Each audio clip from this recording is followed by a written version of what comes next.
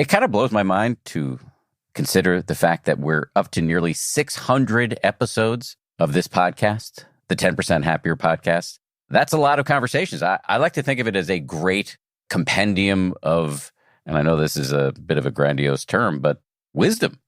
The only downside of having this vast library of audio is that it can be hard to know where to start. So we're launching a new feature here, playlists.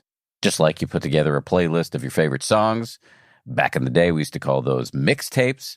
Just like you do that with music, you can do it with podcasts. So if you're looking for episodes about anxiety, we've got a playlist of all of our anxiety episodes. Or if you're looking for how to sleep better, we've got a playlist for that. We've even put together a playlist of some of my personal favorite episodes. That was a hard list to make. Check out our playlists at 10%.com/playlist.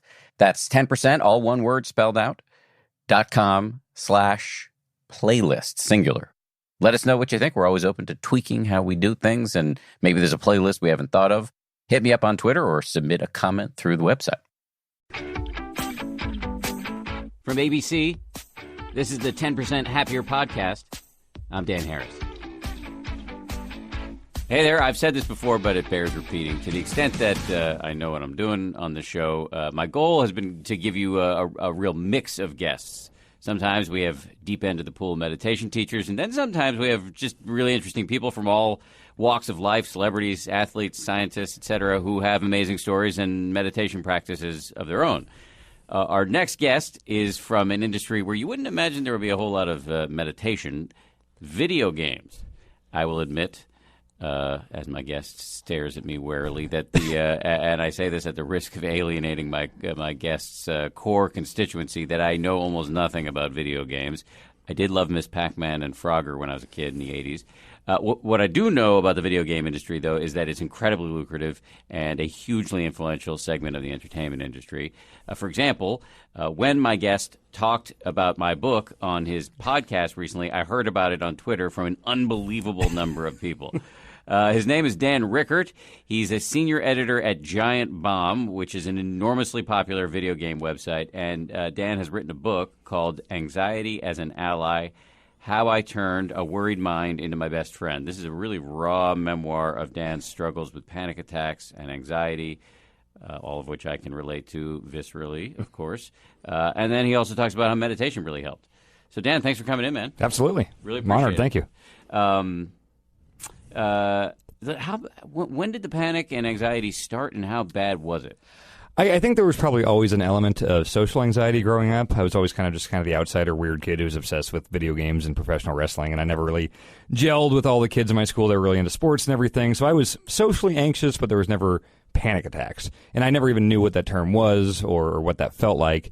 And my first one was, I was 18. It was winter break from my first semester of college, and I was seeing Gangs of New York. So it would have been like New Year's Day, 2003, I believe. And near the end of the movie, super long movie, it's like 3 hours long, and I'm in the middle of the row, there's a lot of people here, which anyone with anxiety knows that can be a major trigger for that. Yeah. And I just started feeling this unexplainable, just this ominous sense of dread wash over me, which, again, anyone who has anxiety knows that feeling, but I had no idea what that was. And so all I knew is that I had to get out of that theater immediately. I was around all these people. I just needed to go decompress and just figure out what the hell was going on with me. So I just sat in the bathroom, and I didn't know if I was dying. I didn't know if I needed to call 911. But I left, looked up a bunch of stuff on the internet, couldn't really find anything, did all that dumb self-diagnosis stuff where it's like, oh, I've got this disease and this and this and this that were all untrue. And then a week later, I saw some Lord of the Rings movie. I think it was the second one, and exact same thing. And so then I'm super confused because it's only happening in movie theaters for a while. And I kept Googling and Googling and Googling, and nothing made sense. I started going to doctors and, all the tests, the thyroid test, blood tests, all this stuff. And everything came up completely normal. There were nights at the emergency room where I thought for sure I was going to have a heart attack. And no, everything was fine. And eventually I learned, one doctor said, oh, you probably have panic disorder. And then I actually had a term that I could Google, I could look up. And while it's not necessarily great to just be looking up on the internet and looking at message boards about conditions and hearing people that aren't professionals talk about it, but it was good to be able to see this thing that other people had. to go to message boards and have people describe similar experiences that I had. It felt like it wasn't just this weird diagnosis that had gone on just me. It felt like it was part of a larger thing. And so that helped, but, it's not like you get a diagnosis and it just goes away. No. It's just been a long, long path of seeing what works, seeing what doesn't. But it wasn't just panic disorder. You were also then diagnosed with generalized anxiety disorder. Yeah, that diagnosis came a little bit later because it started with just the situational, I'm in a movie theater, I can't get out, and airplane type stuff, panic attacks. And then I started having things in college where it would just be a normal day. I'd just be sitting around playing video games or watching a movie, very unstressful situations. And I would just have this underlying hum of anxiety all the time. And that felt very different to me, and I got the diagnosis for GAD. So, yeah, it's a fun combination. So when I'm not having, the full panic attacks back then, I had to worry about, am I just going to have this overwhelming sense of dread all day? How long is this going to last?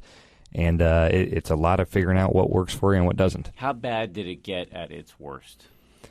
Boy. I remember in college when I went to class, they would do the roll call. And a lot of times it was, these big classes, 300-400 people. And... well, that might be exaggerating. I think it's more like 100. These big auditorium classes. And they would be going down. And by the way, this is Kansas State University? Yeah, University of Kansas. Not K-State, KU. KU. Yeah, okay. yeah. And so, they'd be working down the list. And as it got closer to me, to my name, I would just feel it start to kind of rise. I would feel the heartbeat start to raise. My breath would get shallow. And I would always just envision myself sprinting out of the room, just having to get out of there. So it was around that period where I couldn't even say here. That's all I had to do was they were telling me to say here. No one was going to be looking at me. I didn't have to deliver on anything, but I couldn't handle it. And around the same time, I worked at this call center, and they would have us do introductions when we hired new people. Like at the beginning of every shift, we'd stand up and be like, "Oh, I'm Dan. I'm a junior, and I'm from here, and my favorite whatever is blank." And I couldn't do that. I had to talk to my boss and be like, "Hey, I don't know what's going on here. I just can't do it." I had to start coming in late every day. Whenever there was a new hire, there'd be like a 2-week period where I just had to come in 30 minutes late, so I'd skip the introduction part. Which I found really helpful talking to bosses about stuff like that, because as soon as people know that you've got something like this, then it's if you have to leave a room or something, or if you're seeming quiet, they'll know like, oh, okay, he told me about this. This is an anxiety thing, not just like, oh, he's being weird, or why did he run out of this room? Yeah, I mean, one of the things you talk about in the book is that consistently when you present your issues to people to whom you need to report, like bosses or professors or whatever, everybody's incredibly understanding, and that's really cool. But I will say, having had a number of panic attacks myself, it is virtually impossible to explain what it's like to somebody who has not had a panic attack. Yes, and that is part of the reason I wanted to write that book, is because while it is impossible to, if you've never had a panic attack, because people tend to say like, oh, just chill out. What are you worried about? And it's like, well, no, you don't know what this feels like. The logical part of my brain knows that I'm not in danger right now. I don't need to activate this fight or flight thing. So books like, I think yours, for sure, like you describing, when I read yours and you talked about being on the air, I have to be on the air a lot. I have to do live appearances and things. And those are just major triggers for panic attacks for me. So I wanted to describe that feeling, what it was like when I had that first panic attack, what it was like going forward.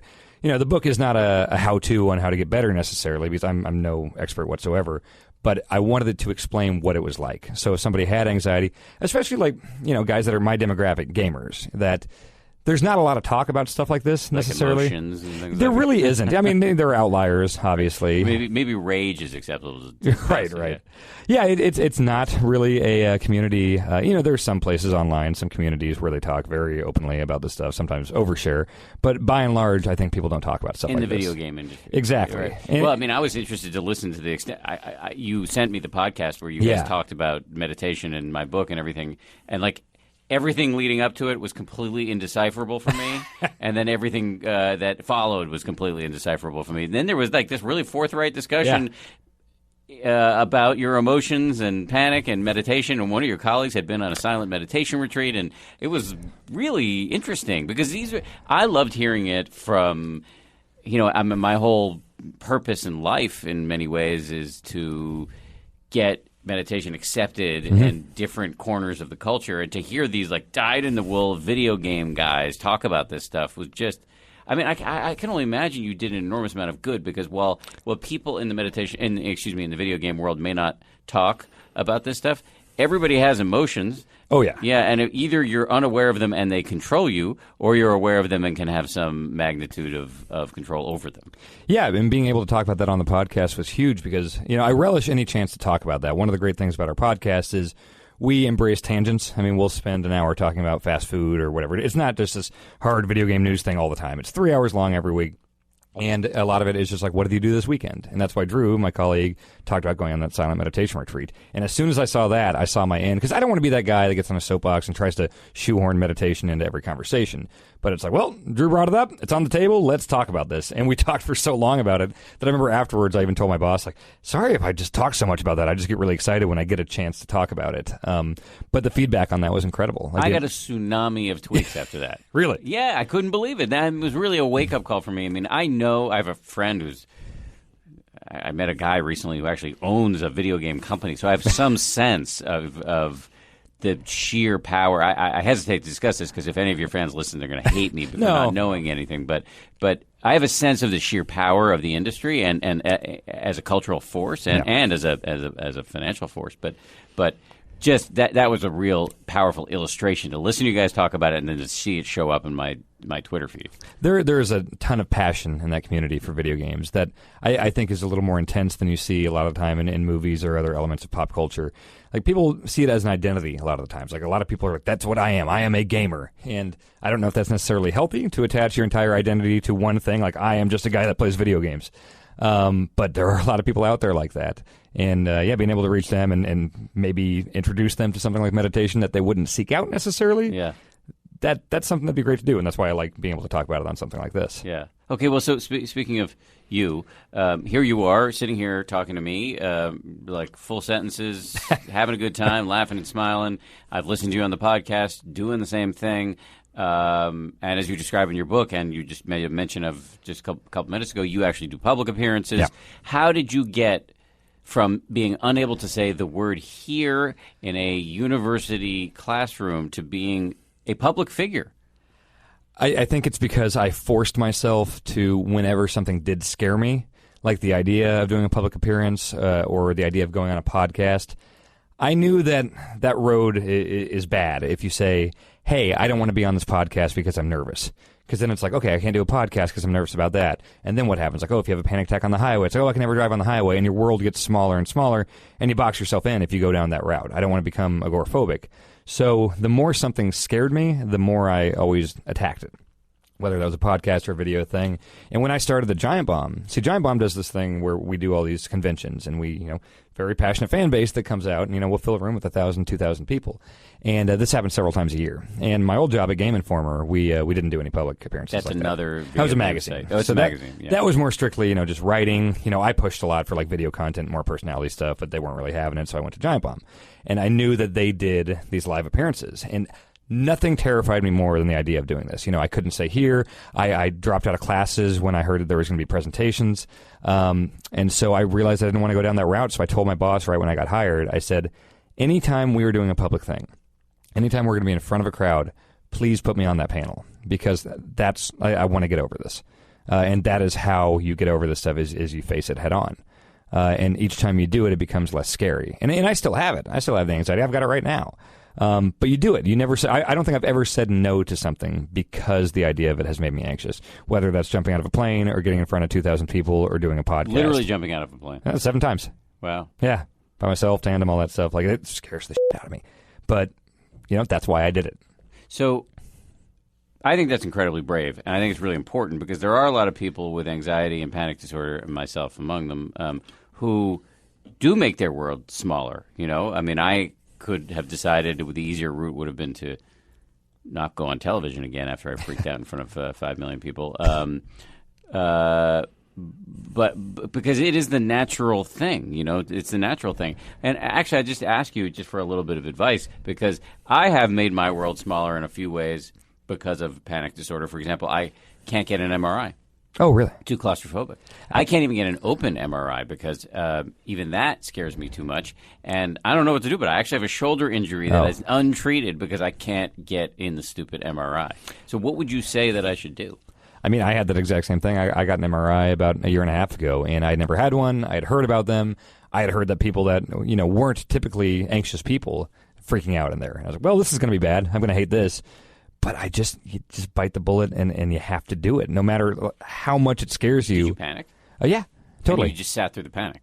Yeah, and I always ask an obnoxious amount of questions before anything like this. It's like, okay, so if I need to get out, okay, what do? I squeeze this little bubble thing? Okay, so you'll know. So if I squeeze it, like, you'll get me out real quick. Like, okay, so I'll be all right. Like, I ask so many questions and annoy the hell out of people a lot of the time. But I just want to make sure that I know what I'm getting into, but I'll never say no. I might over-ask people and bug them about stuff like that. But I got in there, and I wouldn't say full-blown panic attack, but it's a long thing, and you got to, like, hold your breath and all that, and it was extremely uncomfortable for a while. But you just do it. You just have to. Like, I know that's such a cliche thing to say, oh, just do it or whatever, but that's kind of been how I've approached all these things. Is just walk out there. Like, I can't tell you how many times I've been, like, behind a curtain. Like, so I'm also a pro wrestling manager on independent circuits. What? Yeah, so on independent circuits, I'm like a bad guy manager for a tag team out in California, and like pro wrestling, like the. This isn't in the book. No, I was not a pro wrestling manager by the time of that book. That was a couple years ago. Yeah. So like my music will hit, and I have to come out of a curtain, fog machine, all this stuff. I have to be this character. I have to be a bad guy and get this. I have to get a whole crowd of people to hate me. That's my job when I do this stuff. And I don't want to make it sound like I'm some weathered, old vet or whatever. I've been doing this for under a year. But you want to talk about anxiety? Like, I'm standing behind a curtain waiting for my music to hit to come out and make everyone boo me. Yeah. I can't tell you how many times I've been sitting back there, pacing back and forth behind the curtain, just like, oh God, okay, this is gonna suck. This is gonna suck. I don't know if I can do it. I don't know if I can do it. Then the music hits, and then you just have to tell your brain, just, okay, shut up. Your legs are working. You can walk out there. Go do it. And then I find it's always just anticipatory anxiety. The second I walk out from that curtain, or the second I sit down and start talking in front of a microphone, you kind of get wrapped up in what you're doing. You kind of forget about all that mental chatter. Like, oh, what if I have to run out? Oh, what if I forget my lines? What if I do this? Once you're out there, you just go on instinct. After the break, can you just elaborate on, like, what do you think it's doing for you? I used to have panic attacks constantly in the dentist. At one point, I was getting a cavity filled, and I had to leave halfway through because I had a panic attack. But now I can go to the dentist with no problem. After this. Hi, I'm Lindsey Graham, the host of Wondery's podcast, American Scandal. We bring to life some of the biggest controversies in U.S. history, events that have shaped who we are as a country and that continue to define the American experience. American Scandal tells marquee stories about American politics, like the break-in at the Watergate Hotel, an event that led to the downfall of a president and raised questions about the future of American democracy. We go behind the scenes looking at devastating financial crimes, like the fraud committed at Enron and Bernie Madoff's Ponzi scheme. And we tell stories of complicated public figures like Edward Snowden and Monica Lewinsky, people who found themselves thrust into the spotlight and who spurred debates about the future of the country. Follow American Scandal wherever you get your podcasts. You can listen ad-free on the Amazon Music or Wondery app. Welcome to the Bishop Gray Academy, the country's most exclusive boarding school, a place where the best and brightest aren't fighting to be prom queen or captain of the football team. They're on track to become the next Supreme Court justice. Academy is a new scripted podcast that follows Ava Ryckert, a brilliant scholarship student who must quickly adapt in a school where rules mean nothing and money means everything. Ava sets her sights on being the first scholarship student to make the list, Bishop Gray's all-coveted academic top 10, curated by the headmaster himself. But with no clear path to the top, she joins the Night of the Wolf, Bishop Gray's underground society with more secrets than the Illuminati. If she bends to their demands in exchange for her own success, one of the 10 coveted spots will be hers, but at what cost? Enjoy Academy on the Wondery app or wherever you get your podcasts. Binge all 10 episodes of Academy early and ad-free on Wondery Plus. Join Wondery Plus over on the Wondery app or on Apple Podcasts. How did you first get introduced to meditation, and when did it take? So I got introduced to it actually about 5 months before my first panic attack. It was one of the first classes I took in college. I took like a pre-freshman year, hey, learn the campus type thing.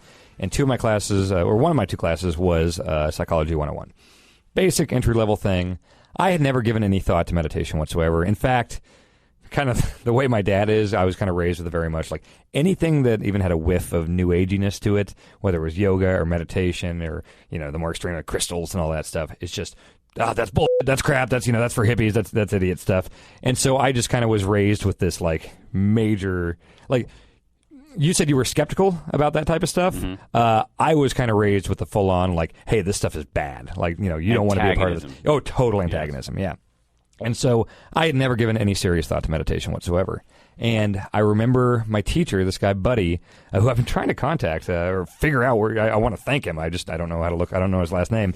But he said, he's like, I want to tell you guys about meditation. This is something that I can't stress this enough. If you do this for an hour every day, it will change your life. And I remember thinking, like, an hour a day? That's insane. Like, no one has time to do an hour a day of just sitting there. But then he wanted to give us an example. So he had us do 10 minutes of guided meditation in the class. All shut our eyes. He kind of went through it. He was not some pro guided meditation guy, but the basics, follow your breath, body scan type stuff, when thoughts come, the things you've heard a million times. And even after 10 minutes, I opened my eyes and I was kind of taken back by, man, this feels really, really good. And I wasn't thinking of it as a anxiety relief thing because I didn't really have anxiety at that point.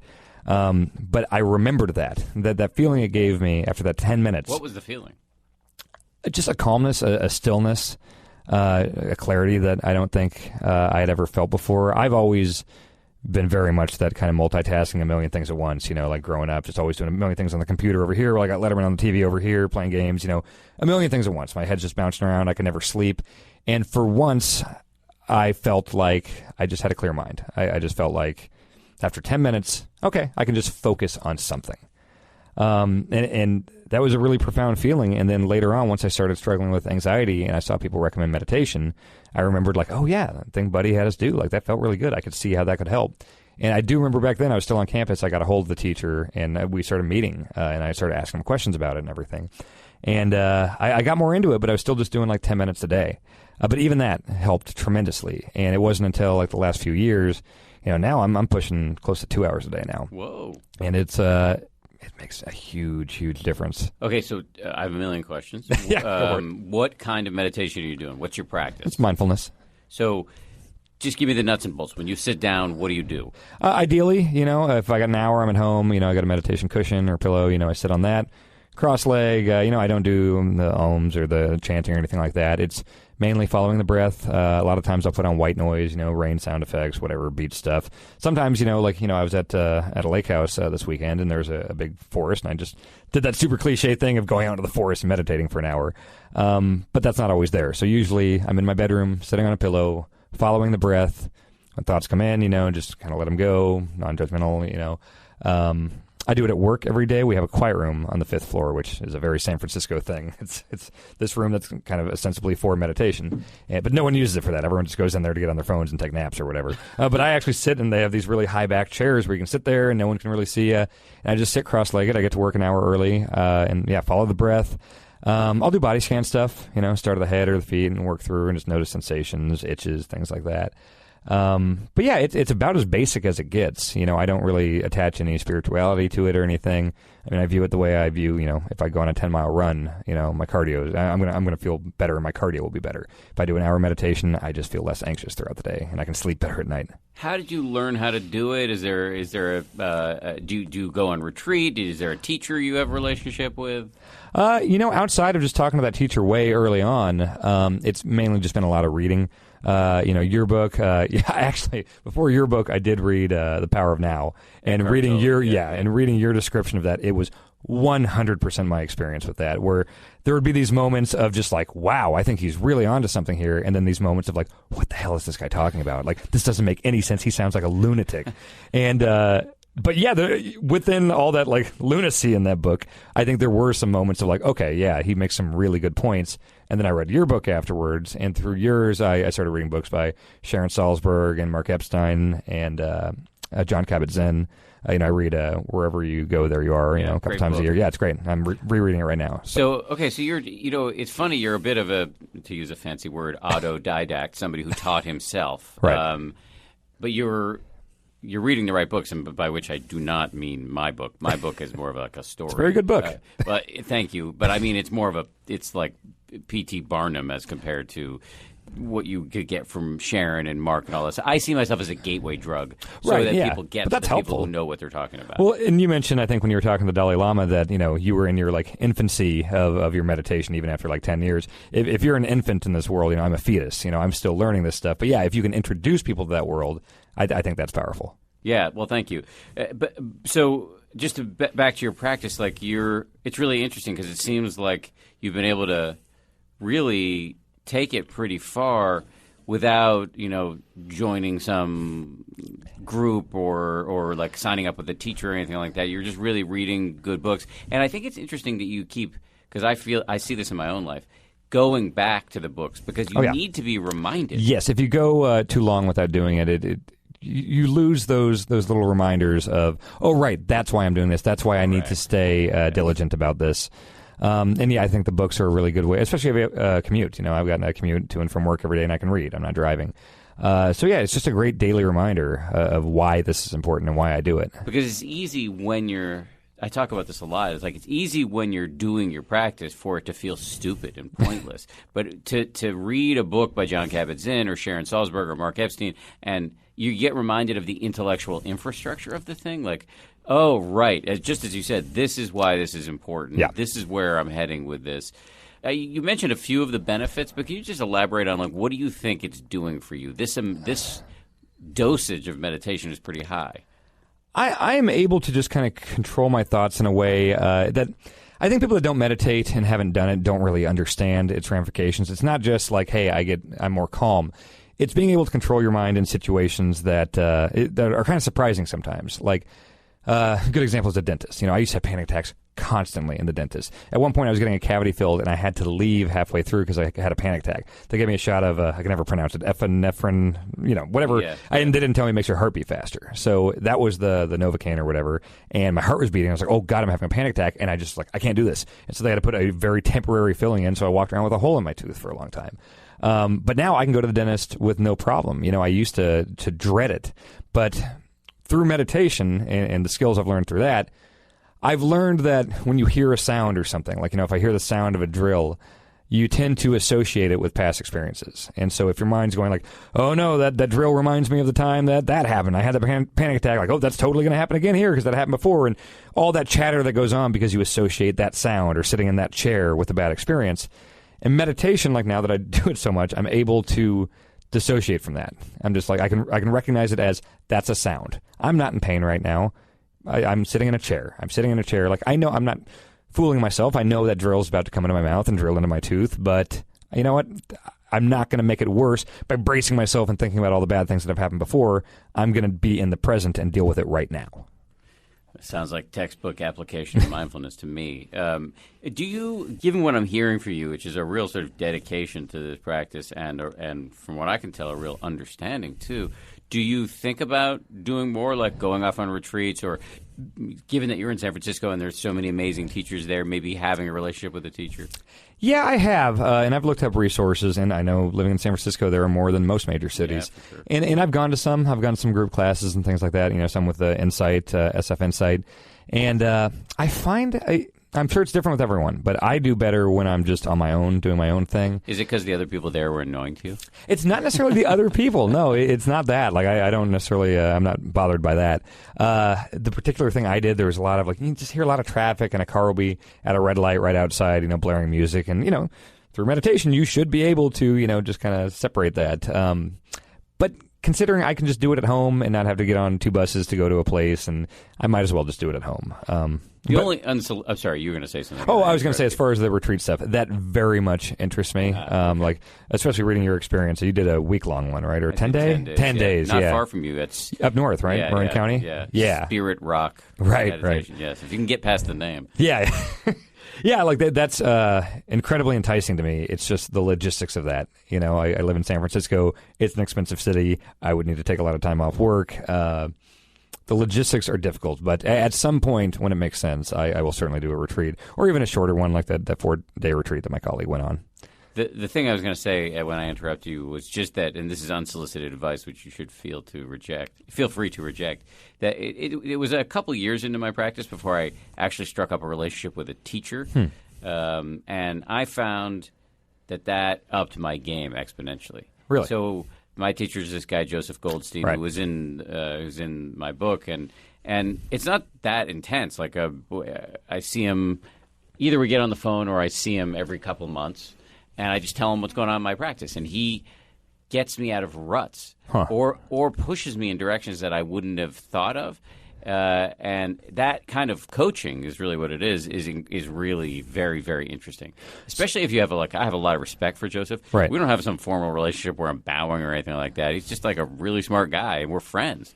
And this is most teachers. It's not some super expensive thing. If you live in a city where there are teachers, you can do this, and it's not some crazy luxury. Is it like an hour therapy session basically, where you go in and just discuss the practice? It's not a therapy session in that I'm not bringing my problems to him. Right. I mean, sometimes we'll talk about what's going on in my life, but I have a shrink where we go talk about. I don't go. This is maybe a sign of complacency on my end, but I don't go that often. He was the one who helped me stop doing drugs and things like that. But although every time I do go, he's awesome and he's funny and I really like seeing him. But when I go with him, it's like we talk about the emotional component of things going on in my life. With my shrink, with my meditation teacher, it's really like the nuts and bolts of your practice. Okay. What are you literally doing when you sit down? What's the first thing you do?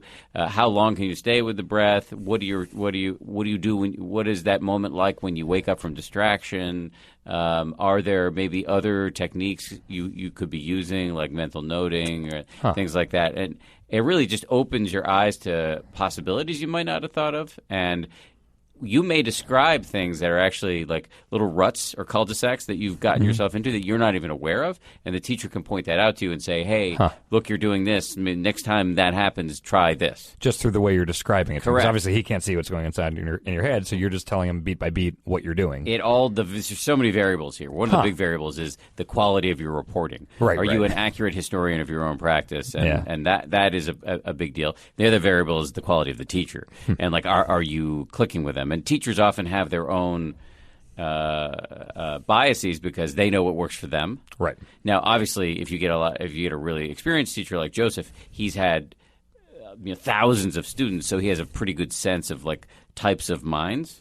So he doesn't just recommend what's worked for him. He knows he can. I think he has a taxonomy in his own mind of he can put you in a bucket and say, well, other people like you, this has worked, or just try this. I mean, one of Joseph's things is just play around. I'll give you a bunch of options. Try them and see what works. Okay. Really, the test is your mind settling?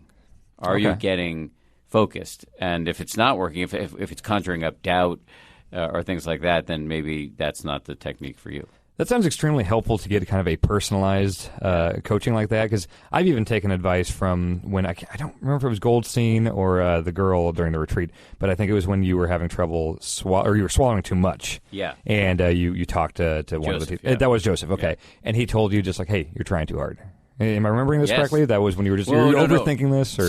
So all right. So there are two. I went to Joseph and complained about the swallowing, and he said, "Don't worry about it. Just do it. Don't worry about it." But then there was another time later where I was just completely freaking out and wanted to give up, and that was this woman, Spring Washam, who, right. by the way, is based in San Francisco, and you could totally go work with her. And even though I make fun of her in the book, I actually spent time with her recently in San Francisco. She's incredibly cool. Really? She is incredibly cool. I really, really have an enormous amount of affection for her. Okay. So if you are looking for a teacher, actually Spring comes to mind. Okay. There's another guy in San Francisco named Oren Sofer, Sofer. He teaches on the 10% Happier app, although we would like to get Spring on there too at some point.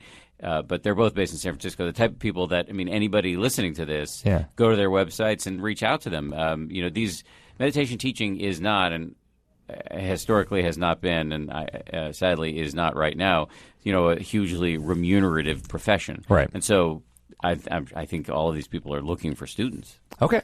Yep, I actually will totally look into both of them when I get back in town. Because, even that little advice of you're trying too hard, I think about that a lot, even though that wasn't personally directed towards me in the way I meditate, but I'll catch myself getting frustrated. It'll be, 30 minutes into a session, and I'll be thinking, man, I've just been elsewhere mentally this entire time. I don't think I'm wasting that 30 minutes, but it's I could have been doing so much better. And I'll kind of beat myself up about it for the next 30 minutes, but then I'll remind myself, okay, I'm thinking about this too much. I'm trying too hard. Just sit here. That's all you got to do here. If I get too wrapped up in okay, follow the breath. You got to follow the breath right now.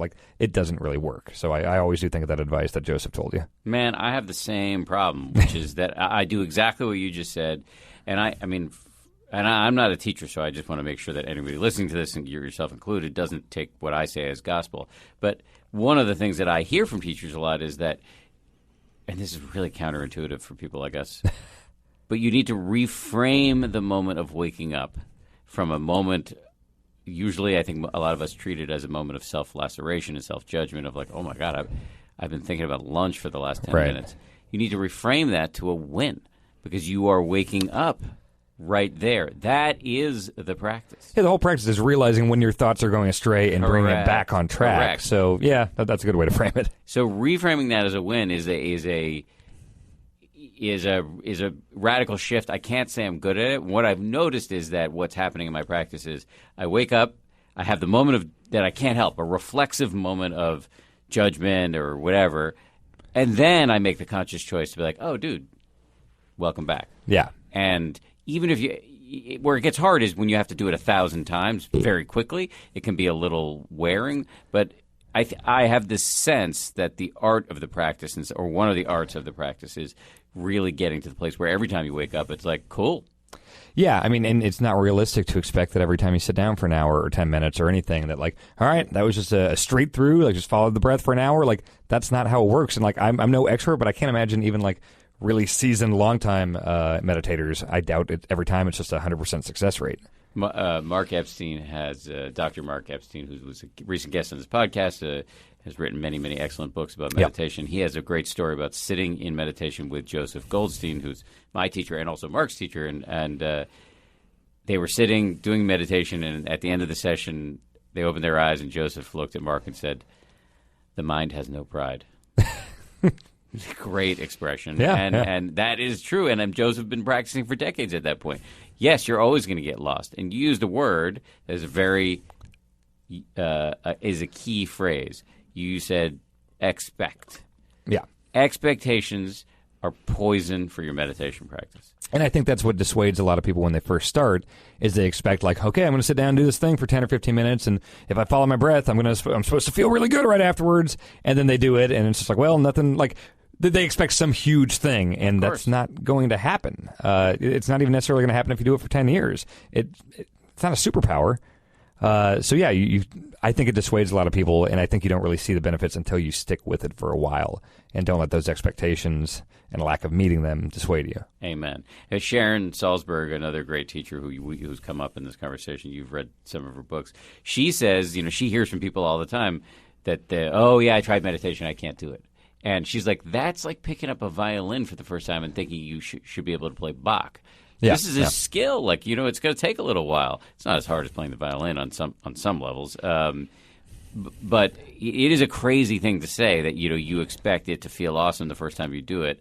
And the other thing is, you're not supposed to feel a certain way anyway. The point, and I keep learning this lesson over and over again, is not to feel a certain way. The point is just to feel whatever you feel clearly, so that when you feel it in your regular life, you're not yanked around by it. Yeah, so you're not changing who you are by any means. Correct. If you have a meditation session and you're angry the whole time, but you're mindful of the anger, that means that when you're angry off the cushion, when your wife or boss or colleague says something that makes you really peeved, that you're less likely to fly off the handle. Yeah. And that's where the rubber hits the road. That, use the word before, superpower. It's not a superpower, you said, of meditation, but that ability to be mindful of your own emotions and not be yanked around by them, that actually is a superpower, I think. Yeah. And it pops up in kind of unexpected ways. I talked about the dentist application or whatever, but I actually read a book about mindful eating, and there was have you heard of like the cashew trick? Yes. Okay. Often do it with raisins too. Okay, yeah, anything with like a texture, like a small thing or whatever, where you just spend a lot of time, like before you eat like a single cashew or raisin. A lot of people have probably heard of this, but you're feeling the texture, you're smelling it, all this stuff, and then you put one in your mouth after all this time, and you really kind of savor it, and you're just focusing on the flavor, and you eat like one cashew like that. And it's 10 times more pleasurable than just doing the mindless, just shoveling cashews in your mouth, which I did all the time before that. That's one of the most effective, quick things to show people if they're curious about meditation. It's just, hey, try this trick here, because I would imagine that would work for almost anyone. I've been thinking about this conversation where I'm just letting it go down lots of tangents, if you don't mind. But I've been thinking a lot about, because I find myself now in the position of being like a businessman. Because I have this little startup company that's teaching people how to meditate through an app. I've been thinking a lot about the best ways, like really the best nuts and bolts ways to introduce people to meditation. And something I've been playing with is not fully formed. I think I'm going to be leading a meditation out at TechCrunch in San Francisco. Right. And I've never taught a meditation before, so this is going to be weird for me. But I've been thinking about framing it right from the beginning. So I'm not going to make everybody eat cashews or raisins or anything like that. So that's not technically feasible. But what if I just frame it right from the beginning of, okay, so most people think they can't meditate, and I'm going to show you in 3 minutes that you can. In fact, you'll see within the first second that you're winning. Because if you get distracted and you know you're distracted, that's a win. Yeah. And just framing the whole thing that way. Yeah, simplifying it and making it seem more attainable. Like I think in naming, the app and the book 10% Happier, I think you did that with that as well. Like, you're not promising superpowers. You're not promising that you're going to be living on park benches in a state of bliss for the rest of your life. Right. Like Eckhart Tolle. Tolle. Yeah. It's 10% happier. Like, it's significant. If you frame it that way, it makes it seem less like this just big, crazy, unattainable thing. That's smart. But when it comes down to it, you can frame it any way you want, and the only real way people are going to totally get it is if they really do it and really give it a shot. But it's just getting them in the door is the hard part. But it's getting them in the door, but it's also you can get them in the door, you can get them trying it, but a lot of people on that first time, they sit and they see how crazy their mind is, and they're like, forget it, I'm done, I can't do this, because it seems so insurmountable because the mind is running rampant. But I guess what I'm toying with is framing it so that when you close your eyes and you see that the mind is crazy, that is the victory. Which is the thing that everyone does, and so you're going to get 100% success rate there. Right. Everyone is going to get that moment of like, I'm thinking too much, yes. But even that realization is a win. Yeah. Because you can't unsee that. Once you see that the mind is crazy, you realize that you're being yanked around by this thing. Yeah. And that is the fundamental, or one of the fundamental insights. Yeah. So anyway, I'm just thinking out loud with you, which is cool. So it wasn't just meditation that you used, in fairness, to really help you get your panic and anxiety disorders under control. And notice I'm not using the word cure, because you very carefully point out, and I have experienced this myself, there is no cure. Right. There's mitigation. Yep. So other techniques you used were medication, exercise. Well, those are the two other big ones, medication and exercise. Yeah, I've flirted with other things. I tried acupuncture and stuff like that. Like, I went into it with kind of this total open mind. Like, okay, I'm going to put aside all the, like, hey, screw all new agey hippie crap or whatever that my dad told me. And so I gave everything a shot, basically. I did yoga for years, which actually I stand by yoga being really, really great as an exercise, not necessarily as, I don't buy into the spiritual side of things or anything. But yeah, like medication, I think did help for a bit. I'm currently on nothing. I have Xanax. I carry it around on a keychain. I view it as a fire extinguisher. I never use it, barely ever. Maybe 3 or 4 times a year I'll use it. But just knowing that I've got that fire extinguisher on me all the time is helpful. Yeah.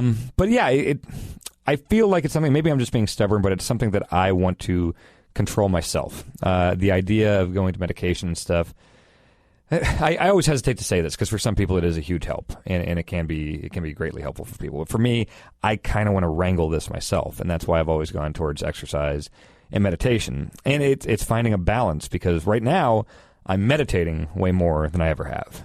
But that's also kind of come at the expense of like really working out hard. Like this time last year, I ran a half marathon. This year the half marathon is coming up, and I put on 30 pounds and stuff. So it's this constant kind of ebb and flow of just like trying to figure out like, okay, I need to get both of these in because they both help a lot. So that's still something I'm working on. But it seems to me that meditation is the top priority. Well, you're still pretty young. How old are you? I just turned 32 a couple weeks ago. So, yeah. I mean, look, I'll be 45 soon. I'm still figuring this stuff out. So it is. You're right. It is a balance, and I appreciate what you said about medication, because it's a very individual choice. Yeah. But I'm of the view that people should be open-minded about all of the potential arrows in the quiver: meditation, medication, eating well, sleeping right, exercise, all of these things.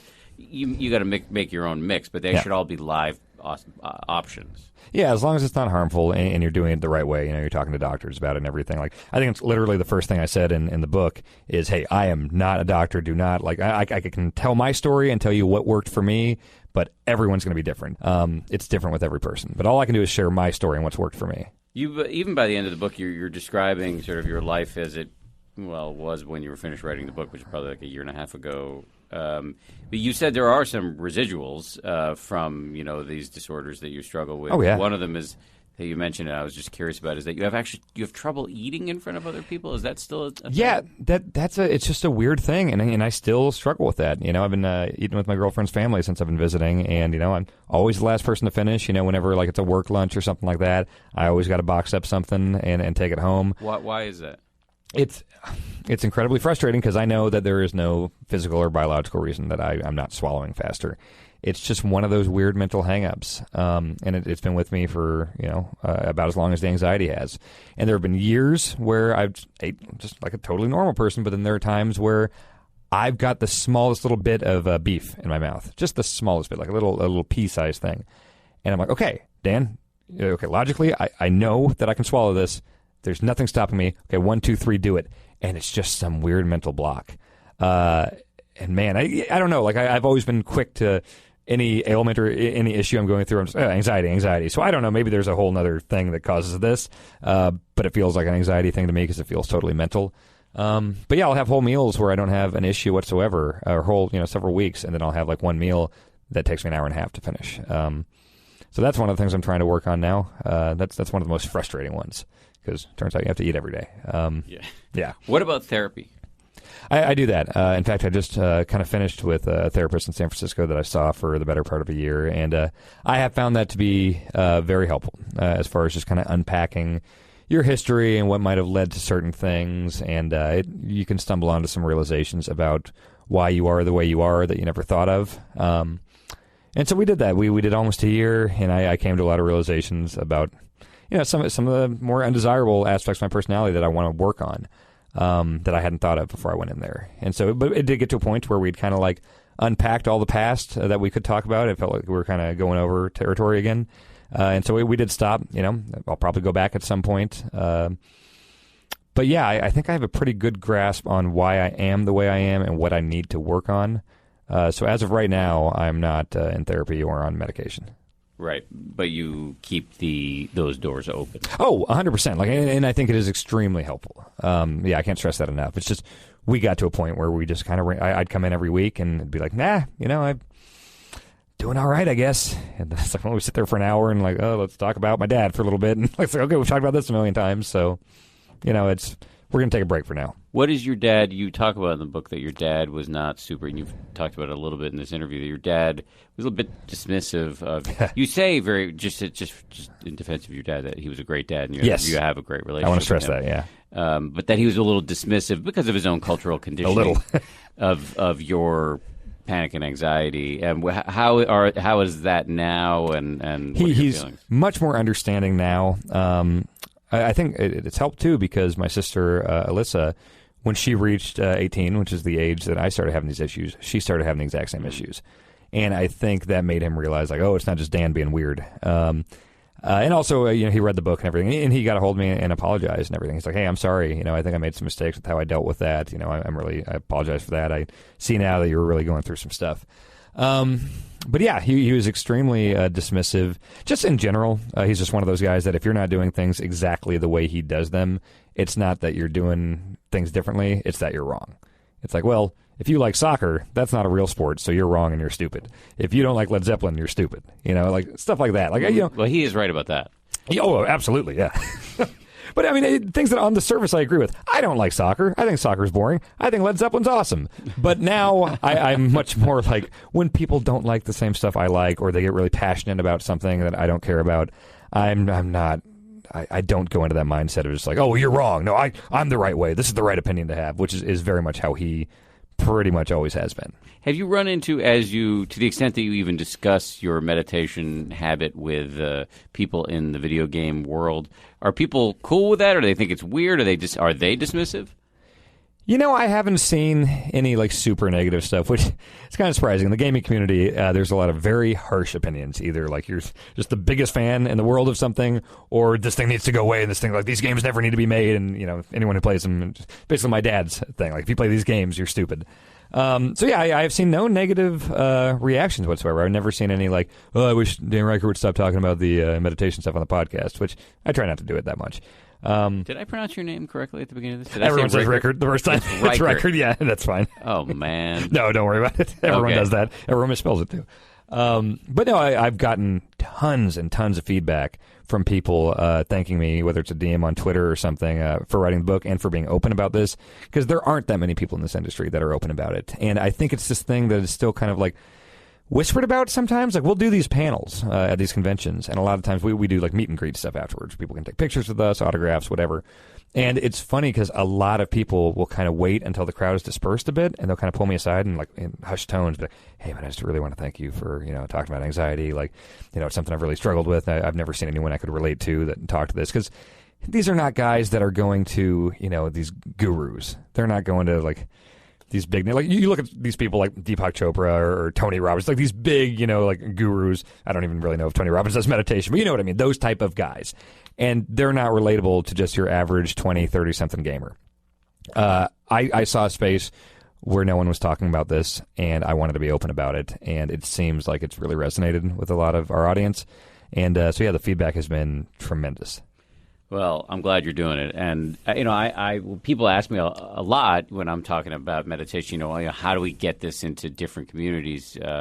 Specifically, often one of the issues is, low-income communities or communities of color. But I actually take it beyond that. I mean, it's gaming communities, athletes, executives, LGBT community, everyone. And so one of the reasons why I'm so psyched that ABC News is letting me do this podcast is that I can bring on all of these different voices and give them, I hope, a little bit more of a platform, because that's the way this, what I think is a public health revolution, is going to spread, is when you get spokespeople who organically speak to the different communities.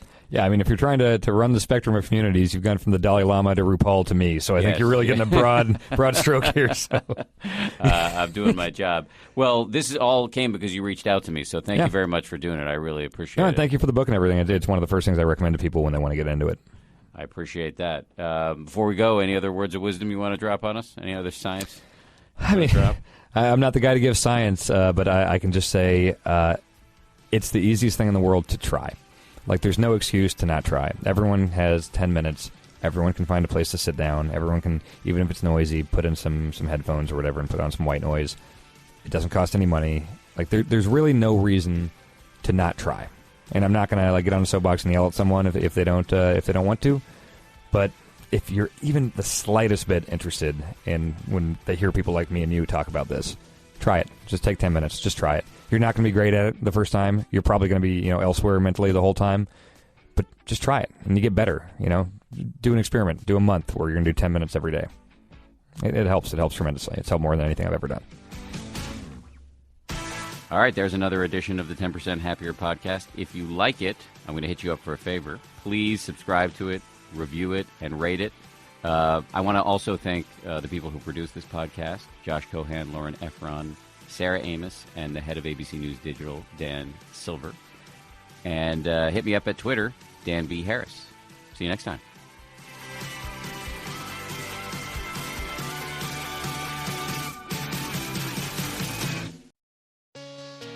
Hey, Prime members. You can listen to 10% Happier early and ad-free on Amazon Music. Download the Amazon Music app today. Or you can listen early and ad-free with Wondery Plus in Apple Podcasts. Before you go, do us a solid and tell us all about yourself by completing a short survey at Wondery.com/survey.